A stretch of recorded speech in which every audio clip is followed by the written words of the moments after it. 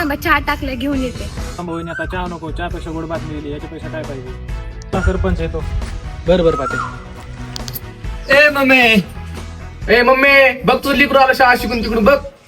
Mummy कुठे आहेस ग? लय भूक लागली, चल लवकर. थांब थांब थांब तुकडा आणले उतरून टाकायला.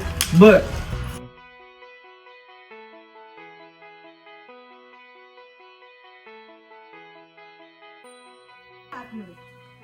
तिने बघ दादा आलाय.